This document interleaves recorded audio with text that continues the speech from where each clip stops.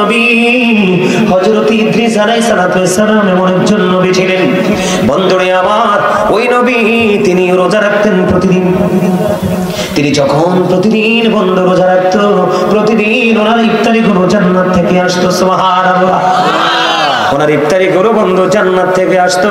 উনি যখন ইফতারি গুলো করার পরে অবশিষ্ট থাকতো, এগুলো আবার রিটার্ন বন্ধ জান্নাতে চলে যেত।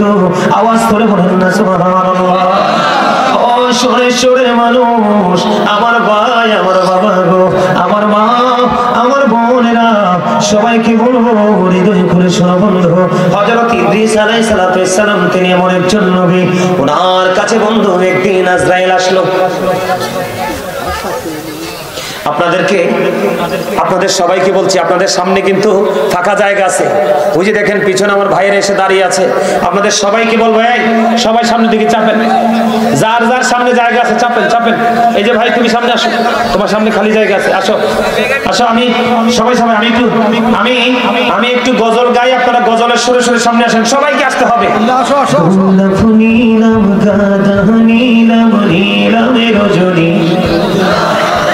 মনের শোকে মালা গাঁথিব সকাল থেকে সন্ধ্যা, একবার দেখা দাও যদি ও গো কামলিওয়ালা, একবার দেখা দাও যদি স্বপ্নে রাত্রি বেলা, হাসি মুখে পড়াবো তোমায় হাজার ফুলের মালা। বলো ইয়া রাসূলুল্লাহ,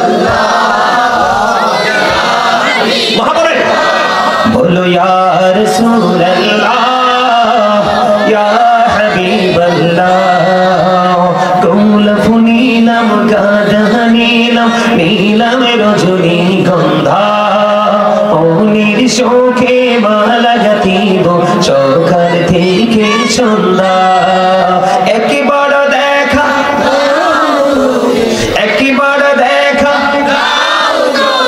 ও গো কামলিওয়ালা, হাসি মুখে পড়াবো তোমায় হাজার ফুলের মালা। বলো ইয়া রাসূলুল্লাহ, বলো ইয়া রাসূলুল্লাহ, মারহাবা। গজল মাঝে মাঝে গাইলে ভালো লাগেনি? সবাই পছন্দ করে আমার এই কলজা ভরা গজল, কারণ আমি একজন রাইটার। অনেক হামলাদ ইসলামী সঙ্গীত আমি কিন্তু লিখেছি, সুর দিয়েছি। আপনার চাইলে আমি শোনাইতে পারবো, শুধু বলবেন হুজুর এটা পছন্দ এটা পছন্দ। ঠিক কিনা বলেন? ঠিক আছে? কি কন চাচা? গজল দরকার আছে না? আশেকের রাসূলের রুহের খোরাক হলো নবীর প্রেমের গজল। ঠিক কিনা বলেন? বন্ধু আমার আলোচনা একটা একটা করে আগাইতে হবে, মাঝে মাঝে একটু গজল গাইব আপনাদেরকে মজা দেওয়ার জন্য।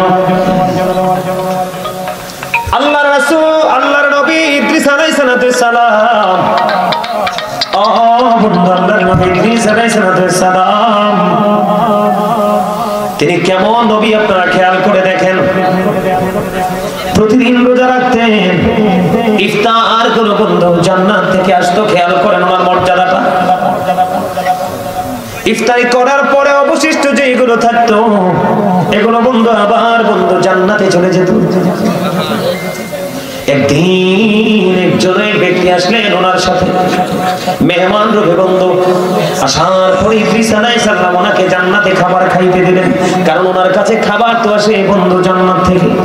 উনি যখন জান্নাতি খাবার খেতে দিলেন, খেতে দেওয়ার পরে এবার ওই মেহমান বললেন, না না না, আমি খাবার খাই না, আমি খাবার খাবো না। আল্লাহর নবী ইদ্রিস আলাইহিস সালাম আশ্চর্য হয়ে গেল, কথোপকথন হলো, ও বন্ধু সময় পেরিয়ে গেল। হঠাৎ করে একদিন ইদ্রিস আলাইহিস সালামকে বললেন ওই মেহমান, চলো আমরা দুজন মিলে বন্ধু ভ্রমণ করে আসি। ভ্রমণ করতে যখন গেল, ভ্রমণ করতে করতে করতে করতে বন্ধু দেখেন একটা মেষ অথবা একটা বকরি দেখতে পাইলেন, ওটা এনে ভক্ষণ করবে। ওই মেহমান বলতেছে, আল্লাহর নবী ইদ্রিস আলাইহিস সালাম বলেন, আপনি কে গো? আপনাকে আমি জান্নাতি খাবার খেতে দিলাম, আপনাকে আমি জান্নাতি খাবার খাওয়ার জন্য অনুরোধ করলাম, আপনি জান্নাতি খাবার খেলেন না। ওই মেষ আপনার পছন্দ হয়েছে, আপনি ভক্ষণ করবেন। না না না, অনুমতি ছাড়া বন্ধু এটা খাওয়া যায় না। এবার কি করলেন, তাদের মধ্যে অনেক আলাপ আলোচনা হলো। আলাপ আলোচনা করতে করতে করতে করতে করতে বন্ধু আল্লাহর নবী তো নবী, গায়েবের খবর তো কিছুটা হলেও জানে, ঠিক কিনা বলেন? যোগে যোগে যতগুলো নবী এসেছে সেই সময় অনুযায়ী তাদেরকে পাওয়ার দিয়ে আল্লাহ, ওই জ্ঞান দিয়ে এলেম দিয়ে আল্লাহ পাঠিয়েছে বন্ধু। এবার ইদ্রিস আলাইহিস সালাম একটা ডাক দিয়ে বললেন, আপনি কে গো? আপনার পরিচয় আমার জানার বড় প্রয়োজন। এবার ওই ইদ্রিস আলাইহিস সালামকে ওই মেহমান একটা ডাক দিয়ে বললেন, আমি পৃথিবীর কোনো সাধারণ মানুষ নই, আমি হলাম মৃত্যুদূত আজরাইল। জোরে জোরে কোন আল্লাহু আকবার, আর জোরে বলুন আল্লাহু আকবার। এবার আল্লাহর নবী ইদ্রিস আলাইহিস সালাম একটা ডাক দিয়ে বলল, ওই যে প্রাণীর জান কবজ করে সেই আজরাইল। কয় হ্যাঁ, তাহলে কি আমার মরণের সময় এসে গেছে? এবার আজরাইল একটা ডাক দিয়ে বললেন, নবী নবী গো, এখনো পর্যন্ত আপনার মরণের সময় হয়নি, তাহলে আপনি আমার কাছে কেন এসেছেন? কয় বন্ধুত্ব করার জন্য, বন্ধন তৈরি করার জন্য এসেছে। এবার ইদ্রিস আলাইহিস সালাম একটা ডাক দিয়ে বলল, আপনি যদি আমার সাথে বন্ধন তৈরি করতে চান তাহলে আপনাকে একটা শর্ত মানতে হবে। বলেন কি শর্ত? কয় শর্ত হলো আমাকে একবার মরণ দিতে হবে। নবী নবী গো, এখনো তো আপনার মৃত্যুর সময় হয়নি, আপনাকে মরণ দিতে হবে। এবার বললেন, আমাকে একবার মরণ দিতে হবে রে, আমি যখন মৃত্যুবরণ করব আমাকে মৃত্যুবরণ করার পরে আবার পুনরায় জিন্দা করতে হবে। কি করতে হবে? আমাকে আবার পুনরায় বন্ধু জীবিত করতে হবে, আমাকে একবার জান্নাত দেখাতে হবে আর একবার জাহান্নাম দেখাতে হবে। এবার আজরাইল কি করবে? তিনি চিন্তায় পড়ে গেলেন। এবার আল্লাহ রাব্বুল আলামিনের কাছে দরখাস্ত দিলেন, আল্লাহ তোমার নবী আমাকে এই প্রস্তাবগুলো দিয়েছে, এখন আমি কি করব? আল্লাহ বললেন, আজরাইল তুমি ওনাকে প্রতিশ্রুতি দিয়ে দাও। আজরাইল প্রতিশ্রুতি দিয়ে দিলেন, নবী গো, ও নবী, প্রতিশ্রুতি দেওয়ার পরে বন্ধু মনে রাখবেন কয়টা? একবার মরণ দিতে হবে, পুনরায় আবার জীবিত করতে হবে, একবার জাহান্নাম দেখাতে হবে, আরেকবার আমাকে জান্নাত দেখাতে হবে। এবার আল্লাহর নবী যখন এই কথা বললেন, এবার আজরাইল একটা ডাক দিয়ে বললেন, কারণ অর্ডার তো মালিক থেকে পেয়ে গেছে। আজরাইল একটা ডাক দিয়ে বললেন, নবী নবী গো, আপনি কথা দেন আপনি জান্নাত দেখার পরে ফিরে আসবেন নি। জোরে জোরে কন্যা সুবহানাল্লাহ। নবী নবী গো, আপনাকে কথা দিতে হবে আপনি জান্নাত দেখার পরে ফিরে আসবেন নি। এবার আজরাইলের সঙ্গে আল্লাহর নবী ইদ্রিস আলাইহিস সালাম কথা দিলেন, নবী গো, আমি কথা দিলাম গো, আমি জান্নাত দেখার পরে আমি ফিরে আসবো। সুবহানাল্লাহ বলেন।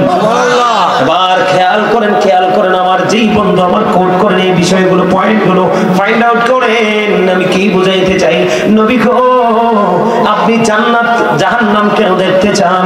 এবার আল্লাহ নবী একটা ডাক দিয়ে বলল, আজরাইল আমি জাহান্নামটা এই কারণে দেখতে চাই রে, আমি জাহান্নামটা যখন দেখব তখন আমার মধ্যে আরো বেশি ভয়, আমার মধ্যে আরো বেশি তাকওয়া সৃষ্টি হবে, এই জন্য জাহান্নামটা দেখতে চাই।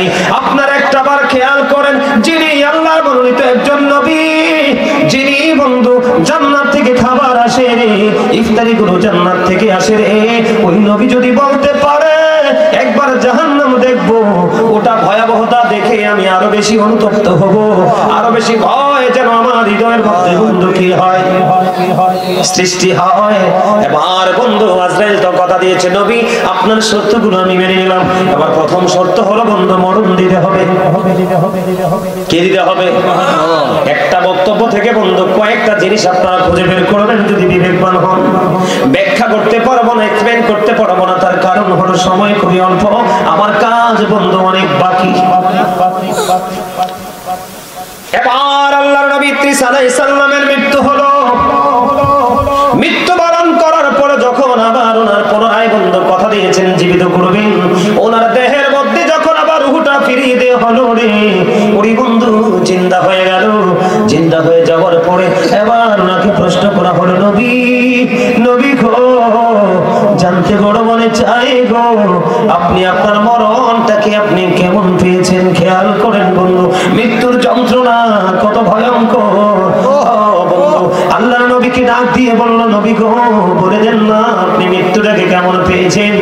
এবার আজরাইল যখন প্রশ্ন করলো রে, এবার আল্লাহ নবী ইদ্রিস আলাইহিস সাল্লাম একটা ডাক দিয়ে বলে, রে আজরাইল, আমার কাছে আমার মরণটা এমন মনে হইছে রে, জীবিত একটা মানুষকে, জীবিত একটা প্রাণীকে মাথা থেকে পা পর্যন্ত অথবা পা থেকে মাথা পর্যন্ত একটা মানুষের বা একটা প্রাণীর দেহ থেকে চামড়াগুলো জিন্দা অবস্থায় ছিলে ফেললে একটা মানুষের যেমন লাগে রে, আমি নবীর কাছে আমার মরণটা ততটা যন্ত্রণাদায়ক মনে হয়েছে।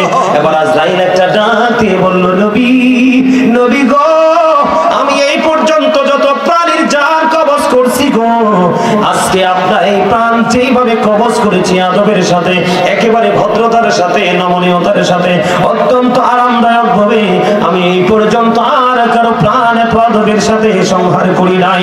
জোরে জোরে বলুন আল্লাহু আকবার। কেমন? একটু কাটলে বন্ধু সহ্য করা যায় না, রক্ত যখন বের হতে থাকে এটাকে কেমন করে বন্ধু বন্ধ করবো, পাগল হয়ে যায়, ঠিক কিনা বলেন? আমার কথা আপনারা বুঝতেছেন স্পষ্ট ভাবে? বন্ধু তখন গায়ের থেকে আওয়াজ আসলো, রে ও বন্ধু, তোমার উপরে আল্লাহ রাব্বুল আলামিন ইহসান করেছে। ইহসানের মরণ যদি এমন হয়, ভদ্রতার মরণ যদি এমন হয় রে, এই যুগের মানুষগুলো এত অন্যায় অপরাধ করে, তাদের মরণ কেমন হবে রে? ও বন্ধু, সহ্য করা যায় না।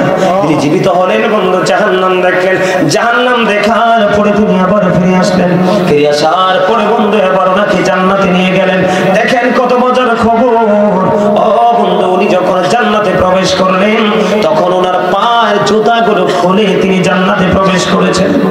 জান্নাতের ভিতর যখন প্রবেশ করলেন মুগ্ধ হয়ে গেলেন। আল্লাহর নিয়ামত তো অবর্ণনীয় রে, যেটা বর্ণনা করে বন্ধু শেষ করা যায় না। এবার তিনি কি করলেন? জুতা খুলে তিনি জান্নাতে প্রবেশ করলেন, জান্নাতটাকে বন্ধু একটু বিচরণ করলেন, করার পরে আবার তিনি বাইরে আসলো। বাইরে আসার পরে আবার জুতাগুলো নিয়ে বন্ধু জান্নাতে প্রবেশ করলো। আজরাইল একটা ডাক দিয়ে বলল, নবী, নবী গো, আপনি বের হয়ে আসেন, আপনাকে আপনার জায়গায় দিয়ে আমি আমার অন্য কাজে চলে যাব। এবার বন্ধু আল্লাহর নবী ইদ্রিস আলাইহিস সালাম একটা ডাক দিয়ে বলে, রে আজরাইল, প্রত্যেকটা প্রাণী একবার মরে, দুইবার না। আমি তো একবার মৃত্যুবরণ করেছি। কি করেছি? আমি তো একবার মৃত্যুবরণ করেছি। ওরে আজরাইল, প্রত্যেকটা মুমিন জান্নাতে যাওয়ার আগে একবার জাহান্নাম দেখে, আমি তো জাহান্নামও দেখেছি। সবচেয়ে বড় খবর হলো আজরাইল, তুমি জানতে চেয়েছিলে রে আমি জান্নাত দেখার পরে ফিরে আসবো কিনা, আমি তোমার কথা রেখেছি। আমি একবার জান্নাতে ঢুকেছি, আবার বের হয়েছি, এবার ঢুকেছি, আমি আর বাহির হব না। জোরে জোরে বলেন না সুবহানাল্লাহ। এবার আবার আল্লাহ আজরাইলকে একটা ডাক দিয়ে বললেন, আজরাইল, আমার নবীকে তুমি ডিস্টার্ব করো না, এই জান্নাতের মধ্যে তাকে থাকতে দাও, আমি তার তাকদীরে এই নিয়ামতই বরাদ্দ রেখেছি। এই বিষয়টা তুলে ধরার কারণ হলো বন্ধু, এটার কারণ হলো যেই নবী চাইলেই জান্নাতে থাকতে পারে, যেই নবী চাইলে বন্ধু মরণ পেয়ে যায়, যেই নবী চাইলে আবার পুনরায় জীবিত হতে পারে, যেই নবী চাইলে জান্নাত দেখতে পারে রে, যেই নবী চাইলে আল্লাহ রাব্বুল আলামিন দিতে প্রস্তুত, ওই নবীর মরণ যদি এমন যন্ত্রণাদায়ক হতে পারে রে, তুমি তোমার বিবেকের কাঠগড়ায় দাঁড়িয়ে দেখো, তোমার জীবনে তুমি কি এমন নেক আমল করেছো, সেই নেক আমল দিয়ে আল্লাহর কাছে তুমি নিয়ামত ভিক্ষা চাইতে পারো। আল্লাহ আসেনি? এমন নেক আসেনি? নাই। এখনকার ছেলেরা বন্ধু 100% পথভ্রষ্ট, ইসলাম কি বোঝে না, আল্লাহ কি বোঝে না, রাসূল কি বোঝে না। যারা মোটামুটি একটা আলেমের সাথে সম্পর্ক আছে রে, মোটামুটি একটা আল্লাহর ওলির সাথে সম্পর্ক আছে, তারা মোটামুটি একটু নিয়ামতের অন্তর্ভুক্ত আছে। এবার আসেন বন্ধু, আমি আমার আলোচনা অনেক বাকি আছে, থাকবেন তো? আমার দিকে তাকান বন্ধু, ইদ্রিস আলাইহিস সালামের জীবনীতে চলে গেলাম। একজন নবী, আল্লাহ রাব্বুল আলামিন 1,24,000 নবী রাসূল পাঠাইছে। কয় লক্ষ? 1,24,000 নবী রাসূল পাঠিয়েছে। এর মধ্যে 8 জন নবীকে আল্লাহ রাব্বুল আলামিন স্বর্গীয় উপাধি দিয়েছে, মানে আল্লাহর পক্ষ থেকে তাদেরকে অতিরিক্ত মুজিজা লকব দিয়ে দিয়েছে। এর মধ্যে বন্ধু একজন হলো মুসা কালিমুল্লাহ। একজন কি? মুসা কালিমুল্লাহ। মুসা স্পোক টু আল্লাহ, মুসা আল্লাহর সাথে কথা বলেছে। ও বন্ধু, আমার নবীজি যখন যুবক তোমরা সবাই শোনো, আমার নবী যখন মেরাজে গিয়েছিলেন ষষ্ঠ আসমানে মুসা কালিমুল্লাহর সাথে সাক্ষাৎ করেছিলেন। এমন মর্যাদাবান ও বন্ধু আল্লাহর পক্ষ থেকে ভাগ্যপ্রাপ্ত নবী মুসা নবী আল্লাহর সাথে কথা বলেছে। এই মুসা নবী এমন একজন নবী বন্ধু, তার মর্যাদার শেষ নাই। মুসা কালিমুল্লাহ যখন বন্ধু ইন্তেকাল করলো, ওনার ইন্তেকালের পরে ওনাকে প্রশ্ন করা হয়েছিল, নবী নবী গো আপনি আপনার মরণটাকে কেমন পেয়েছেন? এবার মুসা কালিমুল্লাহ একটা ডাক দিয়ে বলল, আমার মরণ সম্পর্কে তোমরা জানতে চাও? কোন নবী গো জানতে চাই। মুসা কালিমুল্লাহ একটা ডাক দিয়ে বলল, আমি আমার মৃত্যুর যন্ত্রণাটা সম্পর্কে একটা বর্ণনা দিব, তোমরা শোনো। সেটা হলো বন্ধু, আপনাদের এলাকায় পেঁয়াজু পুরি আলুর সব বানায় এমন দোকান আসেনি? এক্সাম্পলটা বন্ধু মুসা নবীর বক্তব্যের সাথে আছে না? বিশেষ করে সকাল এবং বিকেলে বন্ধু তারা মচমচে ভাজা পেঁয়াজু দেয়। তেল কেটার মধ্যে কম থাকে না বেশি থাকে? কথা বলেন না কেন? ডালটা বন্ধু একত্রিত করে দিতে দেরি রে, তাৎক্ষণিক ভাবে ভাজা হয়ে যায়। রুটির টুকরোটা দিতে দেরি, তাৎক্ষণিক ভাবে বন্ধু পুরি হয়ে যায়। হয় কি হয় না? আল্লাহর নবী মুসা বলেছে, পৃথিবীর মানুষ, ও সুরেশ্বরের মানুষ, ও যত কুষ্ঠ রোগীকে মেসেজ দিলে ভালো হয়ে যেত, অন্ধ লোককে মেসেজ দিলে বন্ধু ভালো হয়ে যেত। তিনি যেটা বলতেন ওনার কথায় বন্ধু স্বর্গীয় খাবার পৃথিবীর বুকে নেমে এসেছে। এমন একজন নবী করেন বিষয়টা। আপনি প্রথম জামানার নবী নূহ আলাইহিস সালামের ছেলে শামকে আপনি জীবিত করুন। এবার বললেন চলো চলো চলো কবরের শামের কবরের পাশে চলো। এবার শামের কবরের পাশে বন্ধু চলে গেলেন। যাওয়ার পরে আল্লাহর নবীকে আল্লাহ রাব্বুল আলামিন মুজিজা দিয়ে দিয়েছেন, ঈসা রূহুল্লাহ। এবার বন্ধু শামের কবরের পাশে গিয়ে শামকে একটা ডাক দিলেন, তুমি জিন্দা হয়ে যাও। সঙ্গে সঙ্গে বন্ধু শাম জিন্দা হয়ে গেল। শাম যখন জিন্দা হয়ে গেল রে, শাম যখন জিন্দা হয়ে গেল, সে জিন্দা হওয়ার পরে আবার ঈসা রূহুল্লাহ চাইয়া দেখেন ওই শামের দাড়িগুলো পাইকা সাদা হয়ে গেছে, চুলগুলো পাইকা সাদা হয়ে গেছে। আবার ঈসা রূহুল্লাহ একটা ডাক দিয়ে বলল, তোমাদের জামানায় মানুষগুলো ইন্তেকাল করার পরে তোমাদের জামানার মানুষগুলোর চুল দাড়িগুলো পাকতো না কেন গো? তোমার চুল দাড়িগুলো পাইকা সাদা হয়ে গেল। এবার ওই শাম একটু উত্তর দিল, গো নবী নবী গো আমি জানি গো, একবার মরার পরে মানুষকে কিয়ামতের দিন ডাকা হয়, ওই দিনটা বড় ভয়ঙ্কর। আমার কাছে মনে হয়েছে আজকে কিয়ামত কায়েম হয়ে গেছে। সেই আতঙ্ক যখন আমার মধ্যে ঝড় তৈরি করলো, তখনই আমার চুল দাড়িগুলো পাইকা সাদা হয়ে গেল। ঈসা রূহুল্লাহ একটা ডাক দিয়ে বলল, আপনি যে মৃত্যুবরণ করেছেন আপনার মৃত্যুর বয়স কত? কই আমি যে মৃত্যুবরণ করেছি আমার মৃত্যুর বয়স হলো 4000 বছর। এখনো পর্যন্ত নবী নবী গো আমি মৃত্যুবরণ করেছি 4000 বছর হয়েছে গো নবী, 4000 বছর হয়েছে মৃত্যুবরণ করেছি। আমি সব ভুলে গেছি নবী গো, এখনো পর্যন্ত আমি মৃত্যুর যন্ত্রণা ভুলতে পারি না।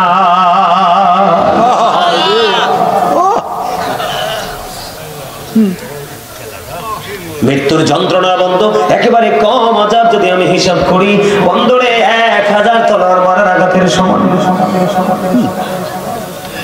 আপনারা শুনলে অবাক হবেন। রাহমাতাল লিল আলামিন ইমামুল মুরসালিন সিরাজুল মুনির নবী, আল্লাহর প্রিয় হাবিবুল্লাহ নবী, আপনার আমার প্রিয় নবী, সকল নবীদের নবী, আল্লাহ ভালোবেসে যাকে হাবিবুল্লাহ বলেছেন বন্ধু, ওই নবীজি যেদিন পৃথিবী ছেড়ে চলে যাবে রে, ও বন্ধু মা আয়েশা সিদ্দিকা রাদিয়াল্লাহু তাআলা আনহার পেট মুবারকের সাথে পিঠটা লাগাইয়া আমার নবীজি বলতেছে, আয়েশা তো ইন্না লিল মাউতি সাকারাতুন। আমার নবীজি একটা ডাক দিয়ে বললেন, আয়েশা নিশ্চয়ই মৃত্যু অতি যন্ত্রণাদায়ক, মৃত্যু অতি বেদনাদায়ক। বন্ধু নবী যদি এমন করে বলে রে, আপনার আমার উপায় আসেনি বলেন? বন্ধুরে আমার আজরাইল এসে দরজায় কড়া নাড়া দিল, মা খাতুনে জান্নাত ফাতেমা রুমে। আজরাইল টোকা দিতে দেরি রে, মা ফাতেমা বুঝে গেছেন, মা ফাতেমা কান্দে। আমার নবী ডাক দিয়ে বলে, বাবা আমার মা, আমার নবীজি ডাক দিয়ে বলে, মা মা গো দরজা খুলে দেন, দরজা খুলে দেন। বাবা বাবা গো দরজা খুলতে চাই না। আমার নবীজি বললেন না মা দরজা খুলে দেন। এবার বন্ধু দরজা খুলে দিল। দরজা যখন খুলে দিল বন্ধু আজরাইল ভিতরে প্রবেশ করলো। নবীজিকে সালাম দিলেন, ইয়া রাসূলুল্লাহ আপনি যদি রাজি থাকেন, আপনার যদি সম্মতি থাকে গো, তাহলে আজকে আমি আপনার প্রাণ পাখি নিয়ে যাব, আপনাকে আজকে চলে যেতে হবে। আল্লাহর হাবিব অনুমতি দিয়ে দিলেন বন্ধু। অনুমতি দেওয়ার পরে আজরাইল বন্ধু নবীজির বুকের উপর বন্ধু তার একটা অংশ রাখলেন। আমার নবীজি ডাক দিয়ে বললেন, আজরাইল আমার বুকের উপর তুমি কি তুলে দিয়েছো ইয়া রাসূলুল্লাহ? আমি যদি আমার ভাষায় বলি বন্ধু, ধরেন একটা হাতের আঙ্গুল, 5টা আঙ্গুলের মধ্যে একটা এরকম কিঞ্চিত পরিমাণ আপনার আমার প্রাণে নবীর বুকের মধ্যে তুলে দেওয়া হলো। নবীজি ডাক দিয়ে বললেন, আজরাইল আমার কাছে মনে হয় রে আসমান জমিনে যা আছে সব যদি আমার বুকে তুলে দেওয়া হতো রে, আমি নবীর কাছে এত যন্ত্রণা এত কষ্ট মনে হতো না রে। আজরাইল আমার গুনাহগার উম্মত কেমন করে তোমার এই নির্যাতন সহ্য করবে রে? ও আমার উম্মত গুলো দুর্বল হবে, সইতে পারবে না। আজরাইল আমার গুনাহগার উম্মত গুলোর মৃত্যুর যন্ত্রণাটাও তুমি আমাকে দিয়ে দাও। জোরে কন্যা বন্ধু সুবহানাল্লাহ। আমি এতক্ষণ বন্ধু মৃত্যুর কিছু বিবরণ দিলাম, মৃত্যুর যন্ত্রণা নিয়ে কিছু কথা বললাম, কিন্তু আমরা তো দুর্বল মানুষ, আমাদের মৃত্যু এমন হবে না। অবদ্ধ আমরা হলাম আল্লাহর প্রিয় হাবিব হাবিবুল্লাহর উম্মত। কারণ নবীজি যখন পৃথিবী ছেড়ে চলে যাবে, আজরাইল যখন সামনে এসে হাজির হয়ে গেল, আমার নবীজি ডাক দিয়ে বলল, আজরাইল আজকে যদি আমি পৃথিবী ছেড়ে চলে যাই রে, আমার উম্মত গুলোর দায়িত্ব কে নেবে? আল্লাহ রাব্বুল আলামিন সঙ্গে সঙ্গে খবর জানিয়ে দিয়েছে, আমার হাবিবকে খবর জানিয়ে দাও, আমি আমার হাবিবের উম্মত গুলোর দায়িত্ব আমি নিজে নিয়ে নিলাম। জোরে জোরে বলুন না সুবহানাল্লাহ।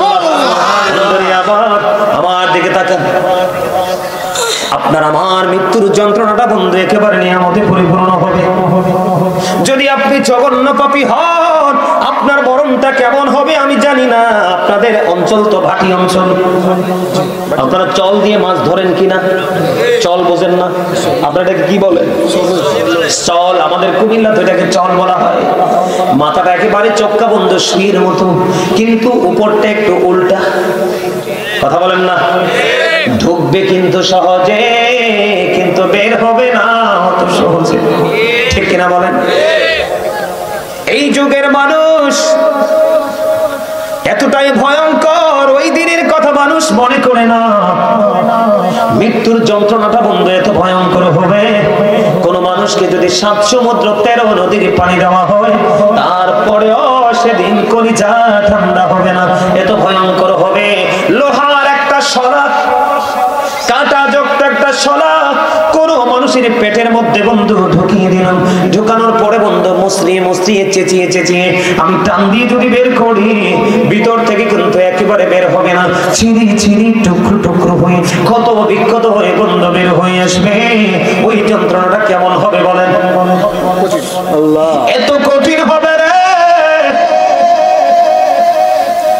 টুকরো টুকরো করে ছিঁড়ে ছিঁড়ে বন্ধ। আপনারা দেখেছেন জঙ্গলের মধ্যে বাঘ দেখবেন হরিণ ধরে কেমনে খায়, দেখছেন নি আপনারা? অথবা বন্ধু অনেক, আমরা যে বন্ধু আমাদের এলাকার কথা, আমাদের বাংলাদেশের কথা বলি, মাছ বিভিন্ন পাখি খায় না? আপনারা দেখেননি মাছটা ধরার পরে পায়ের নিচে রেখে ঠোঁট দিয়ে ছিঁড়ে ছিঁড়ে ছিঁড়ে ছিঁড়ে খায়? কথা বলেন না কেন? কিন্তু মাছটার লেজটা লাফায়। এত যন্ত্রণা এত কষ্ট হয় রে মাস্টার। এর চাইতে ভয়ঙ্কর হবে পাপীদের বন্ধু রুহটা বিভিন্ন বডিতে পালানোর চেষ্টা করবে, কিন্তু পালানোর কোনো জায়গা নাই। আজরাইল বন্ধু এত ভয়ঙ্কর।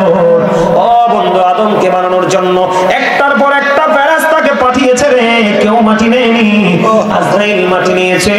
আল্লাহ আজরাইলের পাওয়ারটা দেখেছে, দেখে তাকে মৃত্যুর দায়িত্বটা দিয়েছে। এত ভয়ঙ্কর হবে মৃত্যু।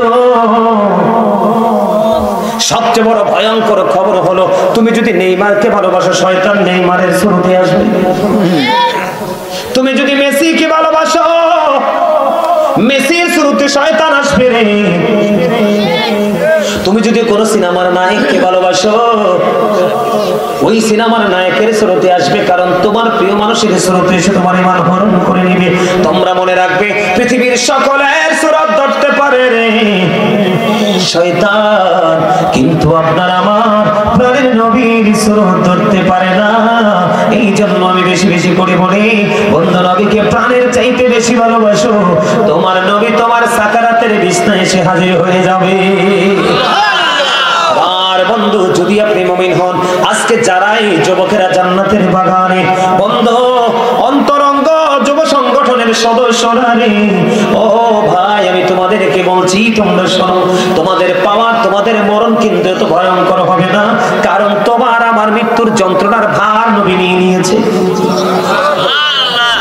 আল্লাহর প্রিয় হাবিবের আশিক তাদের মরণ কেমন হবে আমি বলি, তোমরা যদি তোমাদের এই পৃথিবীতে আজকের পর থেকে তুমি মৃত্যু পর্যন্ত এভাবে কাজে লাগাইতে পারো, আমার দিকে তাকান বন্ধু, আল্লাহ মৃত্যু যখন আপনার আমার প্রাণ পাখি নিতে আসবে, ধরেন এক্সাম্পল দিচ্ছি, হাতের দিক দিয়ে নিতে চাইবে, হাত বাধা দিবে, না রে না, আমার দিকে অগ্রসর হইও না, কারণ আমি এই হাতে আল্লাহর পথে দান করেছি, এই হাতেই আমি কোরআন ধরে ধরে তেলাওয়াত করেছি। সকল ভালো কাজের সাক্ষী হাত দিবে, কি দিবে? হাত।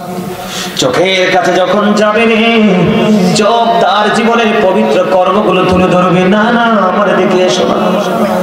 কানের দিক দিয়ে চাইবে, কানে বলবে না আমার দিকে এসো না, আমাকে টাচ করো না। পায়ের দিকে আসবে, পা তেমনি ভাবে বলবে, বন্ধ সমস্ত অঙ্গ প্রত্যঙ্গ এমন ভাবে বন্ধ বলতে থাকবে, আমাকে টাচ করো না। একটা পর্যায়ে মৃত্যু আল্লাহর কাছে দরখাস্ত করে দিবে, আল্লাহ তোমার এমন বান্দার কাছে আমারে পাঠাইলা, তোমার এই বান্দার সমস্ত হাত পা চোখ কান জিকিরি করতেছে, আমি কোনোভাবেই তার ভিতরে প্রবেশ করতে পারছি না, আমি কোনোভাবেই তার ভিতরে ঢুকতে পারছি না গো আল্লাহ, আমি কেমন করে তার প্রাণটাকে বের করব? আল্লাহ একটা ডাক দিয়ে বলে, আজরাইল তুমি আমার এই বান্দার রূহটা এমন ভাবে তুমি কবজ করতে পারবা না, তুমি জান্নাতে চলে যাও, জান্নাতে চলে যাও, ওখানে একটা সুগন্ধযুক্ত একটা ফল আছে যেটার নাম হলো সেব ফল, ওই ফলটা যখন তুমি জান্নাত থেকে নিয়ে আসবে, আমার প্রিয় বান্দার সামনে যখন তুমি ধরবে, সামনে ধরার পরে তুমি দেখতে পাবে যেন ভিতর থেকে পানি বের হওয়ার মতো কিছু বের হচ্ছে, ওই পানির সাথে হয়ে যাবে বন্ধু মুমিনের রূহটা ওই সেব ফলের গানের সঙ্গে সঙ্গে ভিতর থেকে বের হবে। অন্য হাদিসের মধ্যে এসেছে, দেখবেন কোন আল্লাহওয়ালা মানুষ যখন মারা যায়, তার গায়ে কিন্তু চিকন ঘাম দেয়, দেয় কি দেয় না? আল্লাহর নবী বলেছেন, মুমিনের রূহটা এই ঘামের সাথেও বের হয়ে আসে। সুবহানাল্লাহ বলেন না? মৃত্যুর তো একটু যন্ত্রণা আছেই, একেবারে যে নাই তা তো না। কিছু কথা বলেন না কেন? আমাকে যদি কেউ চিমটি দিয়ে আমি বেশি পাবো না, একটু হলে তো ব্যথা পাবো, কিন্তু দেখেন আল্লাহ আল্লাহর প্রিয় হাবিবের উম্মত গুলোকে, প্রেমিকদেরকে বাঁচানোর জন্য বন্ধুরে আমার মৃত্যুর সময় জান্নাতি পোশাক আপনার জন্য বরাদ্দ দেওয়া হবে। মুমিনেরা ওই জান্নাতি পোশাকটার দিকে শুধু নজর দেবে, পোশাকের দিকে যখন বন্ধু নজর দেবে, ওই পোশাকের দিকে তাকায়া থাকবে, কখন এটা বহন করবে, কখন এটা বন্ধু ধারণ করবে, কখন এটা পড়বে, পরিধান করবে, ওই পোশাকের প্রেমে পড়ে যাবে, ওই দিক দিয়ে তার প্রাণ পাখিটা বের করে নিয়ে যাবে। জোরে জোরে কন্যা সুবহানাল্লাহ, আর জোরে বলেন সুবহানাল্লাহ। আপনার আমার ভালো কাজ করতে হবে বন্ধু, আসার সিরিয়াল পৃথিবীতে আছে, যাওয়ার কোনো সিরিয়াল নাই। কথা বলেন না কেন? মরণ আপনার হবে কিনা? মরণটা কি বুঝেননি? মরণটা আমি আপনাদেরকে বলি, মরণ হলো দেহ থেকে আত্মাটা বের হয়ে যাওয়া। কি হয়ে যাওয়া? দেহ থেকে রুহুটা বন্ধ বের হয়ে যাওয়া। দেহ থেকে যখন রুহুটা পাখিটা বের হয়ে যাবে, তখনই বন্ধু আপনি আমি মৃত। এখন মৃত্যুবরণ করার পরে আমরা যাব কোথায়? কথা বলেন না? শেষ করে দিব, বিরক্ত হইেন না। কোথায় যাব? কথা বলেন। কোথায় যাব? কবরে চলে যাব। কবরটা কেমন হবে আপনি আমি জানি। কথা বলেন জানি। আল্লাহ রাব্বুল আলামিন জানিয়ে দিয়েছে বন্ধু, আমার দিকে তাকান। আল্লাহ রাসূল হাদিস শরীফ দিয়ে জানিয়ে দিয়েছেন, আল কবর রাউজাতুম মিন রিয়াদিল জান্নাতি আও হুফরাতুম মিন হুফারিন নার।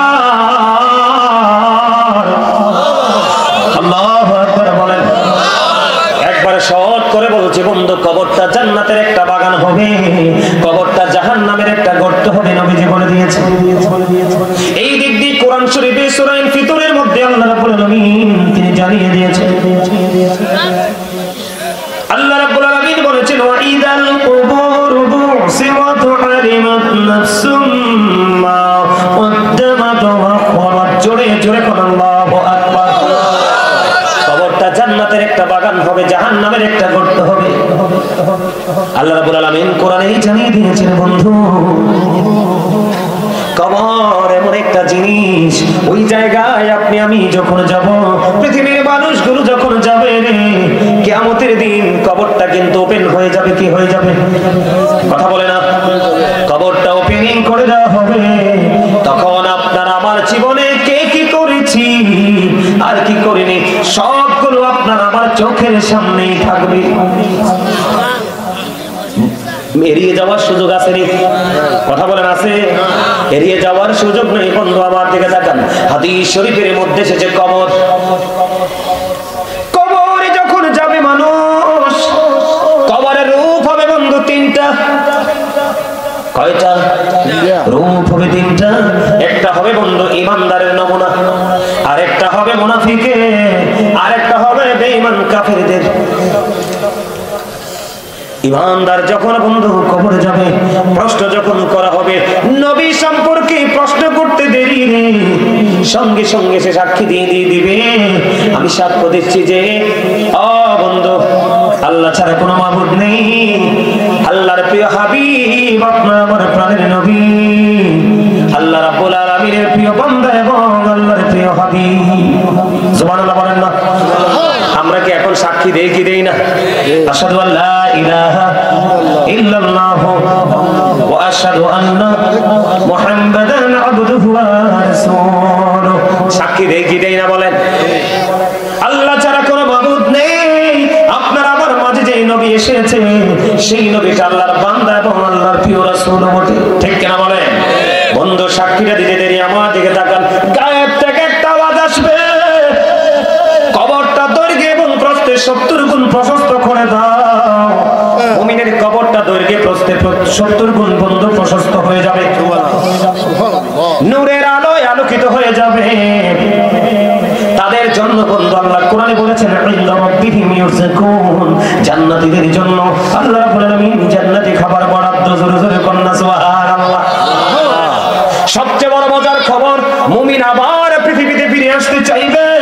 মুমিন যখন পৃথিবীতে ফিরে আসতে চাইবে রে, ওই ফেরেশতারা এসে বলবে না না, পৃথিবীতে আর যাওয়া যাবে না, তুমি নতুন বরের মতো ঘুমিয়ে যাও। জোরে জোরে কন্না সুবহানাল্লাহ। কতক্ষণ ঘুমাবো? যতক্ষণ না পর্যন্ত তোমার মালিক তোমাকে যতক্ষণ না ডাকবে রে, ততক্ষণ পর্যন্ত তুমি ঘুমাও। এটা হলো মুমিনের কবর। কার কবর? মুমিনের কবর। মৃত্যুবরণ করার পর আরেকটা জীবন শুরু হবে, যেটাকে বলা হয় ইংলিশে ফিউচার, বর্জকি জীবন। ওখানে গেলে প্রয়োজন হবে আপনার রুহানিয়াতের খাবার। কিসের খাবার? পৃথিবীতে দুইটা বাজার করে মুমিন প্রতিদিন, একটা দেহের জন্য বাজার আর একটা রুহের জন্য বাজার। এটা হলো রুহের মার্কেটিং। আজকে কিসের মার্কেটিং? রুহের মার্কেটিং। এটার স্বাদ আপনি ভোগ করবেন ওপারে গিয়ে। কোথায় গিয়ে? এই জন্য আমি আপনাকে বলছি, খেয়াল করবেন, গভীরভাবে চিন্তা করে কথাগুলো ব্রেনে ঢুকাবেন। আল্লাহ কি বলে দেখেন, হাদিস শরীফের মধ্যে রাসূল জানিয়ে দিয়েছে, আমার আপনার প্রাণের নবী বন্ধু জানিয়ে দিয়েছে, কেউ যদি জিকির করার জন্য মাওলার দিকে বন্ধের বিঘা পরিমাণে গিয়ে যায়, মাওলা কথা দিয়েছে আল্লাহ রাব্বুল আলামিন ওই বান্দার দিকে গজ পরিমাণে গিয়ে আসে। ইয়া রাসূলুল্লাহ, ইয়া হাবিবাল্লাহ, নবী গো, ও নবী, যে ব্যক্তিটা এক হাত পরিমাণে গিয়ে আসলো, আমার নবীজি জানিয়ে দিয়েছেন, কেউ যখন জিকির করার জন্য এক হাত পরিমাণ আল্লাহর দিকে এগিয়ে যায়, আমার নবী জানিয়ে দিয়েছে, আমার আল্লাহ বলেছে, হাবিব আপনি জানিয়ে দেন ওই সরে সরে মানুষগুলোকে, কেউ যদি আল্লাহর জিকির করার জন্য আল্লাহর দিকে এক হাত পরিমাণে এগিয়ে যায় রে, আমার আল্লাহ কথা দিয়েছে, হাবিব আপনি জানিয়ে দেন আমি আল্লাহ বান্দার দিকে 2 হাত পরিমাণে এগিয়ে আসি। ঠিক আমার নবীজি বলেছে, বন্ধু আজকে আপনারা সবাই হেঁটে হেঁটে এসেছেন, আমরা সবাই জান্নাতের বাগানে হেঁটে হেঁটে এসেছি, ঠিক কিনা বলেন? আপনার আমার প্রাণের নবী রাহমাতুল লিল আলামিন নবী তিনি বন্ধ করে দিয়েছে, কেউ যখন আল্লাহর জিকির করার জন্য জিকিরের জলসার দিকে বন্ধু হেঁটে হেঁটে আসে, আমার আল্লাহ বলে হাবিব আপনি জানাইয়া দেন আমি আমার ওই বান্দার দিকে দৌড়ে ছুটে আসি। আজকে আপনারা এই জলসায় বসে বন্ধু জিকির করেন, হাদিস শরীফের মাধ্যমে জানতে পেরেছি আল্লাহ বলেছে হাবিব আপনি ওই সুরে সুরের মানুষগুলোকে জানিয়ে দেন, তারা যখন কোন জলসায় বসে বসে জিকির করে, ও হাবিব আপনি জানিয়ে দেন গো আমি ওই জলসার চাইতে অনেক উত্তম জলসায় আমি আমার বান্দার জিকির করি। এখন এই মুহূর্তে যদি আপনারা যারা জান্নাতের বাগানে বসেছেন আপনাদেরকে কেউ যদি প্রশ্ন করে তুমি তো তখন বসে বসে জিকির করেছো, তুমি আমাকে বলো তোমার আল্লাহ তখন কি করেছে, আপনি বুকে হাত দিয়ে বলে দিবেন যে আমি এতক্ষণ আমার মালিকের জিকির করেছি, আমার মালিকও আমার জিকির করেছে। বন্ধু বলেছে কে? আল্লাহর হাবিব। আল্লাহ রাব্বুল আলামিনের এই ওয়ার্ডার এই বক্তব্য আমাদেরকে নবীজি জানিয়ে দিয়েছে, তাহলে আপনার আমার কোনো চিন্তা আছে নি? আরো জোরে বলেন চিন্তা আছে নি? এবার আপনাদের মধ্যে প্রশ্ন আসতে পারে বলে হুজুর এই জিকিরটা কি, জিকির কত প্রকার ও কি কি? আপনার আমার প্রাণের নবী বন্ধু জানিয়ে দিয়েছে। বন্ধু আমার দিকে তাকান, সুবহানাল্লাহ বল আল্লাহর জিকির, আলহামদুলিল্লাহ বল আল্লাহর জিকির, আল্লাহু আকবার বল আল্লাহর জিকির, লা ইলাহা ইল্লাল্লাহ বল আল্লাহর জিকির। কাউকে ভালো কাজের জন্য ডেকে আনা এটাও জিকির, কাউকে মন্দ কাজ থেকে দূরে রাখার চেষ্টা করা এটাও জিকির, নামাজে দাঁড়িয়েছো ওটাও জিকির, কারণ ওই জিকিরটা হলো জিকিরের জলসা। যেই জিকির একই জায়গায় দাঁড়িয়ে এবং বসে সম্পূর্ণ করা হয় ওটাকে বলা হয় বন্ধু জিকিরের জলসা। আর যেই জিকিরটা বিভিন্ন জায়গা পরিদর্শন করে সম্পূর্ণ করা হয় ওটাকে বলা হয় জিকিরের জুলুস। যেমন হজ হলো মাওলার জিকিরের জুলুস, সুরে সুরে কন্যা সুবহানাল্লাহ। এদিক দিয়ে বন্ধু আমার নবী আরো জানিয়ে দিয়েছেন জিকির একদিকে আল্লাহকে তোমার কাছে নিয়ে আসে। এখন আপনি প্রশ্ন করতে পারেন বলে হুজুর আল্লাহ যে আমার কাছে আসলো এটা আমি কেমন করে বুঝবো, আমি কেমন করে দেখবো? আপনি দেখবেন দুনিয়াতে কোন মানুষ সারাদিন কান্নাকাটি করলে আল্লাহ দোয়া কবুল করে না, কথা বল না কেন? আছে না নাই? আর একটা মানুষ দেখবেন আল্লাহর দরবারে হাত তুলতে দেরি রে, আমার আল্লাহ ওই দোয়াটা কবুল করতে দেরি করে না। আপনাকে মনে করতে হবে যিনি ডাক দিতে দেরি রে, রহমত আসতে দেরি হলো না, উনি আল্লাহর বেশি কাছে চলে গেছে, অথবা আল্লাহ এই বান্দার খুব কাছাকাছি থাকে। জোরে কন্যা সুবহানাল্লাহ, আর জোরে বলুন না সুবহানাল্লাহ। আমার নবীজি আরো বলে দিয়েছে ওই জিকিরটা হলো জান্নাতের মেহমানদের জন্য জান্নাতি খাবার। আমাদের সবার রুহানিয়তের খাবার হলো আজকের জিকির। বলে হুজুর ওই জিকিরটা জান্নাতে খাবারটা কি? আমার নবী বলে দিয়েছেন বন্ধু আমার সাথে সবাই জান্নাতি খাবার খাইতে রাজি আছেন নাকি মুখ বন্ধ রাখবেন? কথা বলেন, সবাই খাইতে রাজি আছেন? প্রাণ উজাড় করে আকাশ বাতাস মুখরিত করে বন্ধু একটুখানি আমরা জান্নাতের খাবার খাবো, তারপরে আমরা আবার পুনরায় ওয়াজে ঢুকবো। রাজি আছেন? সুবহানাল্লাহ ওয়ালহামদুলিল্লাহ লা ইলাহা ইল্লাল্লাহ, সুবহানাল্লাহ আলহামদুলিল্লাহ লা ইলাহা ইল্লাল্লাহ, লা ইলাহা ইল্লাল্লাহ, লা ইলাহা ইল্লাল্লাহ। আমার নহুরির ফুতুল জগৎ করলে অজালা নবী, আমার নহুরির ফুতুল জগৎ করলে অজালা, রোজ হাসরে তিনি উম্মতের ফয়সালা, সুবহানাল্লাহ আলহামদুলিল্লাহ লা ইলাহা ইল্লাল্লাহ, সুবহানাল্লাহ আলহামদুলিল্লাহ লা ইলাহা ইল্লাল্লাহ, লা ইলাহা ইল্লাল্লাহ, লা ইলাহা ইল্লাল্লাহ। আরশ কুরসি লৌহ কলম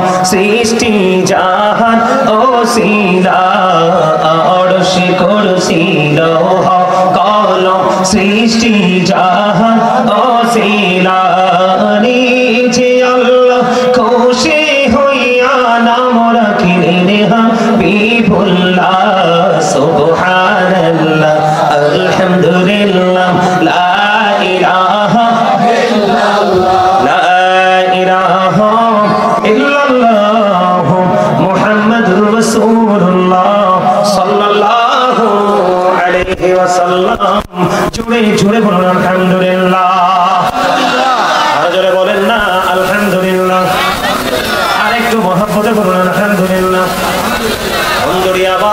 আবার আজকে সর্বপ্রথম আলোচনার যে মূল টপিক প্রথম সেটা হলো আজকে আমি একটুখানি আপনাদেরকে মৃত্যুর যন্ত্রণা নিয়ে আলোচনা শোনাবো। শুনতে রাজি আছেন? আর জোরে বলেন মৃত্যুর পরে যাব কোথায়? কবরে। কবর থেকে বন্ধু ওই হাসরে, ঠিক কিনা বলেন? আমি আজকে আপনাদের সামনে বন্ধু একটু আলোচনা করব। এই কারণে আপনাকে আমাকে মনে রাখতে হবে বন্ধু, কুল্লু নাফসিন যায়কাতুল মাউত, অল মেন উইল ডাই। সকল প্রাণী বন্ধু মৃত্যু স্বাদ গ্রহণ করবে। এর মধ্যে সবচেয়ে বড় বিষয় হলো আশরাফুল মাখলুকাত মানুষ।